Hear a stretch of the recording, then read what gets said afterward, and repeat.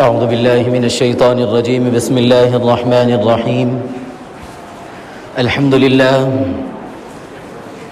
لله وحده، والصلاة والسلام على من لا نبي بعده ولا رسول بعده ولا معصوم بعده ولا أمة بعد أمتي ولا كتاب بعد كتابي. أما بعد. انتہائی واجب الاحترام، قابل صد احترام بزرگان دین، نوجوانان اہل سنت، السلام علیکم ورحمۃ اللہ وبرکاتہ۔ گزشتہ ہمارے سامنے حضرت عمر رضی اللہ عنہ کے سلسلے میں کچھ باتیں آئی تھیں۔ آخر میں حضرت عمر رضی اللہ عنہ کی رائے پر جو آیتیں نازل ہوئی ان کا تذکرہ آیا تھا۔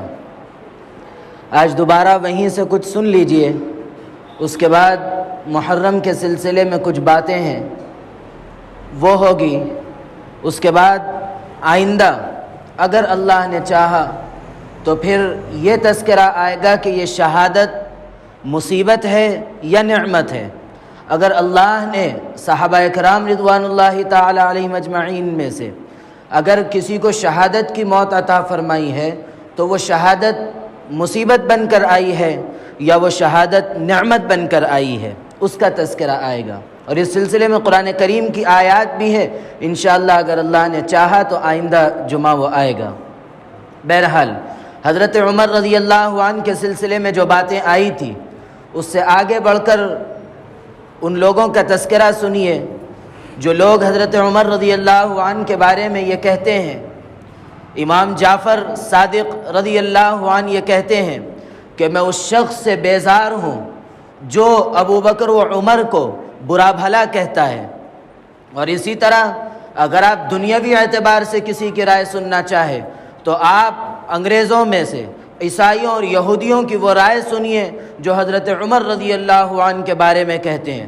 گزشتہ سال یہ بات آئی تھی، صرف خلاصتاً اتنا سنیے کہ ایک لڑکی جو حضرت عمر رضی اللہ عنہ سے متاثر ہو کر ایک حضرت عمر رضی اللہ عنہ کی سیرت پر ایک کتب خانہ قائم کیا، جب اس سے یہ پوچھا گیا کہ تو نے یہ حضرت عمر کی کون سی بات ہے جو تجھ کو متاثر کی ہے، تو اس لڑکی نے یہ کہا کہ حضرت عمر رضی اللہ عنہ نے ایک شخص جب ایک بدو کو مارا ایک شہزادے نے، تو حضرت عمر رضی اللہ عنہ نے پلٹ کر جب یہ کہا کہ تم نے کب سے ان لوگوں کو غلام بنانا شروع کیا ہے حالانکہ ان کی ماں نے انہیں آزاد جنا تھا۔ یہ حضرت عمر رضی اللہ عنہ کے سلسلے میں کسی مسلمان کی رائے نہیں ہے، یہ ایک عیسائی لڑکی کی رائے ہے۔ اور اسی طرح ایک کتاب ہے دی 100 کے نام سے، اس کے اندر تیسرا نمبر حضرت فاروق اعظم رضی اللہ عنہ کا ہے۔ حضرت فاروق اعظم رضی اللہ عنہ کی وہ عظیم شخصیت ہے جس کی رائے پر قرآن کریم کی 31 آیتیں نازل ہوئی۔ گزشتہ تذکرہ آیا تھا لیکن پھر یکجا 10 آیتیں سن لیجئے، پھر اللہ نے چاہا تو پھر آئندہ سال حضرت عمر کا جب موقع آئے گا اس وقت تذکرہ ہوگا، یا اگر بیچ میں کوئی موقع آیا تو انشاءاللہ ضرور تذکرہ ہوگا۔ حضرت عمر رضی اللہ عنہ کے سلسلے میں یہ بات ہے، اللہ کے نبی علیہ الصلاۃ والسلام نے ارشاد فرمائی کہ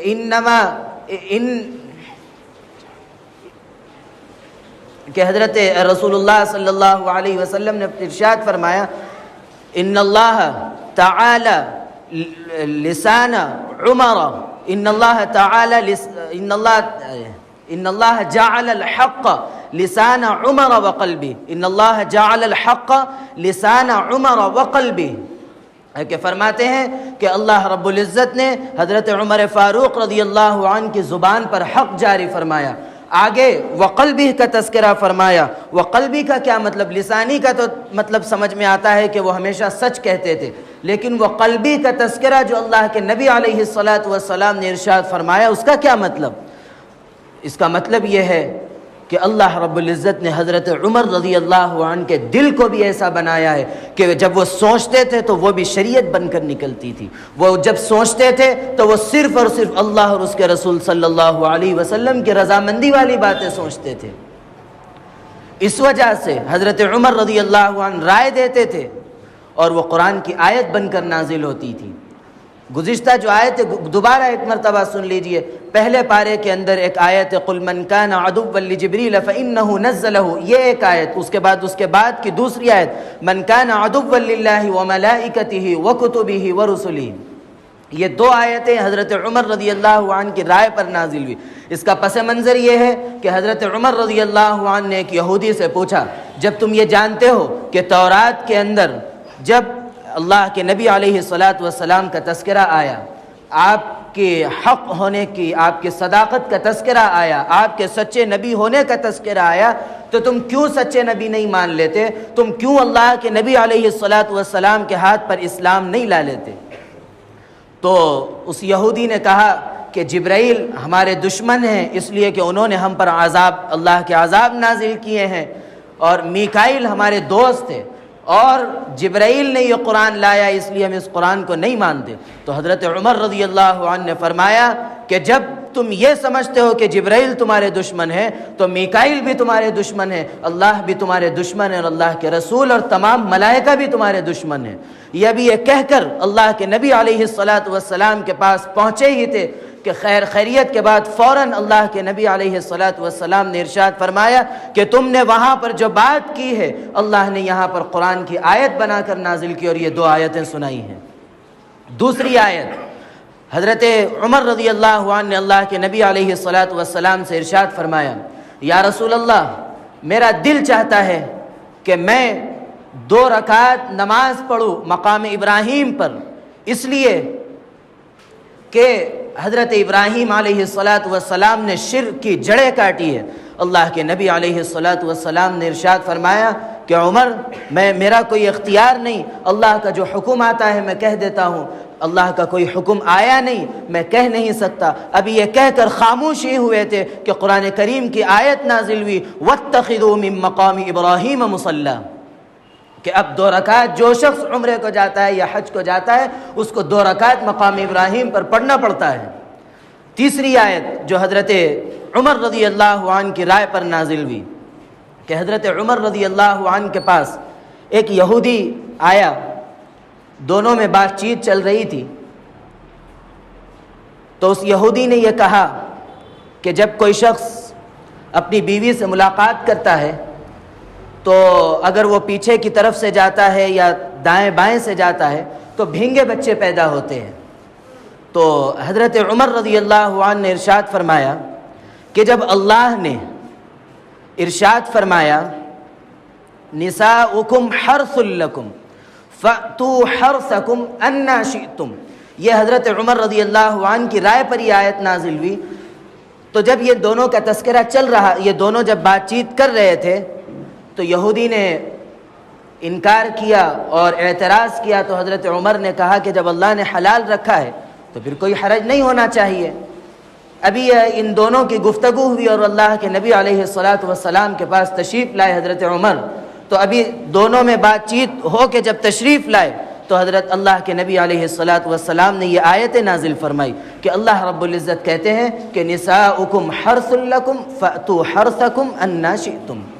اس کے اندر ایک نقطہ سنتے ہوئے آگے بڑھیے کہ اللہ رب العزت نے قرآن کریم کو جو نازل فرمایا ہے وہ اس طریقے سے نازل فرمایا ہے کہ کسی محفل کے اندر کوئی گفتگو ہو تو کوئی شخص گفتگو کرنے میں شرم محسوس کرتا ہے تو اللہ رب العزت اس کو بھی قرآن کریم میں تذکرہ نہیں فرمایا بلکہ دور سے اشارات کے ساتھ قرآن کریم گزر جاتا ہے. یہ قرآن کریم کا ایک خاصہ ہے کیونکہ قرآن کریم صرف مسلمانوں کے لیے نازل نہیں ہوئی.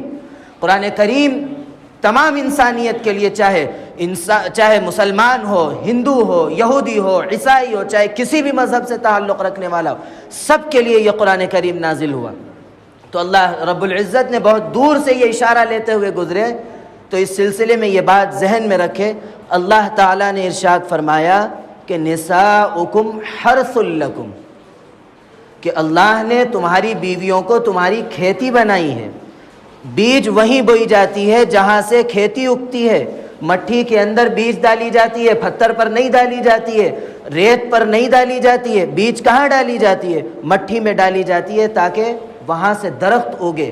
اگر کوئی شخص دوسرا مطلب سمجھتا ہے تو وہ غلط مطلب سمجھتا ہے کہ قرآن کریم کھیتی کا مطلب اگر مراد لیتا ہے تو تمام راستوں کو مراد لیتا ہے، یہ غلط مطلب ہے۔ قرآن کریم صرف اور صرف وہی مطلب لیتا ہے جہاں سے کھیتی اگ سکتی ہے، جہاں سے نسل بڑھ سکتی ہے۔ یہ چیز ذہن میں رکھے۔ اس سلسلے میں بعض لوگ یا تو بد کرداری کی بنیاد پر یا اس مسئلے کو غلط سمجھنے کی بنیاد پر گناہ کر بیٹھتے ہیں۔ اللہ ہم سب کی حفاظت فرمائے۔ تیسری بلکہ 5ویں آیت ہے، 4تھی آیت، حضرت عمر رضی اللہ عنہ اللہ کے نبی علیہ الصلاۃ والسلام کے پاس تشریف لائے اور لا کر فرمایا کہ یا رسول اللہ، میرا دل چاہتا ہے کہ عورتیں پردہ کیا کریں۔ تو اللہ کے نبی علیہ الصلاۃ والسلام نے یہی فرمایا، دیکھو میرے اختیار میں کوئی بات نہیں، میں کچھ کہہ نہیں سکتا۔ ابھی یہ دونوں کی گفتگو مکمل ہوئی تھی، قرآن کریم کی آیت نازل ہوئی، یا ایھا النبی قل لازواجک وبناتک ونساء المؤمنین یدنین علیہن من جلابیبہن۔ اور اسی طرح حضرت عائشہ رضی اللہ عنہ کا مسئلہ آیا، ہر صحابی ایک رائے تھی۔ بعض صحابہ کی رائے یہ تھی کہ یا رسول اللہ، عورتیں بہت مل جائے گی، آپ دوسروں سے نکاح کر لیجئے، حضرت عائشہ کو چھوڑ دیجئے۔ لیکن حضرت عمر رضی اللہ عنہ نے فرمایا کہ یا رسول اللہ، آپ نے جو حضرت عائشہ کے ساتھ نکاح کیا ہے، کیا آپ نے اپنی رائے سے کیا یا خدا کے حکم سے کیا ہے؟ تو اللہ کے نبی علیہ الصلاۃ والسلام نے ارشاد فرمایا کہ میں نے خدا کے حکم سے کیا ہے۔ تو حضرت عمر رضی اللہ عنہ نے فرمایا کہ اللہ رب العزت جب آپ کے اوپر ایک گندی مکھی بیٹھنے نہیں دیتا تو آپ کے بستر پر ایک غلط عورت کیسے آ سکتی ہے؟ یہ آپ کے اوپر ایک بڑا بہتان ہے۔ اسی وقت قرآن کی آیت نازل ہوئی، الخبیثات للخبیثین والخبیثون للخبیثات والطیبات للطیبین والطیبون للطیبات اولئک مبرؤون مما یقولون، کہ نیک مردوں کے لیے نیک عورتیں ہیں، برے مردوں کے لیے برے عورتیں ہیں۔ یہ ایک نیا مسئلہ واضح ہوا، اللہ کے نبی کی شخصیت اور حضرت عائشہ رضی اللہ عنہ کے سلسلے میں یہ بات واضح ہو گئی۔ جب اللہ کے نبی علیہ الصلاۃ والسلام طاہر و مطہر ہے تو پھر آپ کے ساتھی، آپ کے ہمسفر بھی پاک و صاف ہے۔ اسی طرح جب یہ بہتان لگا، اس کا جواب اللہ رب العزت فرماتے ہیں کہ ھذا افک عظیم، یہ بڑا بہتان ہے۔ اسی طرح اور آیتیں آنی چاہیے تو وقت ہو چکا ہے، لیکن مختصر محرم الحرام کے سلسلے میں یہ سنیے کہ محرم الحرام فضیلت کا مہینہ ہے، اشہر حرم میں سے ہے۔ اس کے 10 تاریخ کا روزہ ہے۔ یہودی بھی اس 10 تاریخ کا روزہ رکھا کرتے تھے، اس بنیاد پر کہ حضرت موسیٰ علیہ السلام کو فرعون سے نجات ملی تھی، اس کو غرق وہ جو ہوا تھا وہ 10 محرم کو ہوا تھا۔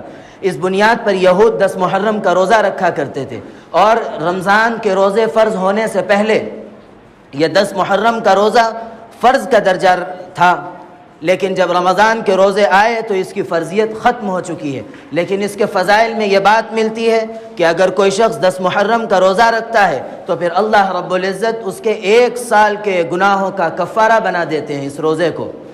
لیکن یہود بھی 10 محرم کا روزہ رکھتے تھے۔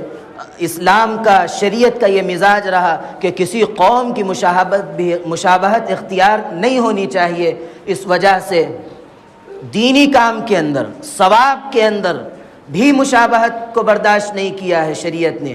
تو یہ حکم آیا کہ یا تو آپ 9 کا ملا لیجئے یا 10 کا ملا لیجئے۔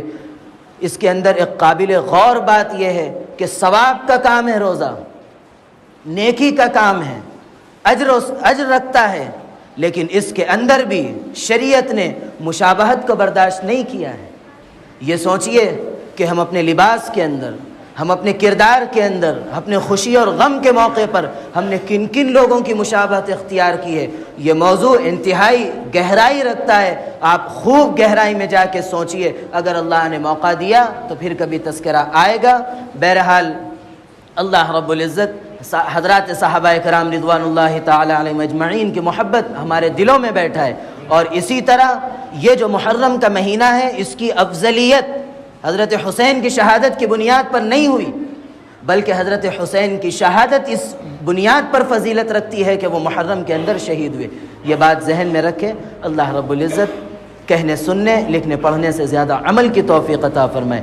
میرے کہنے کو اور آپ کے سننے کو قبول فرمائے، عمل کی باتوں پر عمل کرنے، بچنے کی باتوں سے بچنے، اور عقیدے کی باتوں پر عقیدہ رکھنے کی توفیق عطا فرمائے۔ آمین۔ وآخر دعوانا ان الحمد للہ رب العالمین۔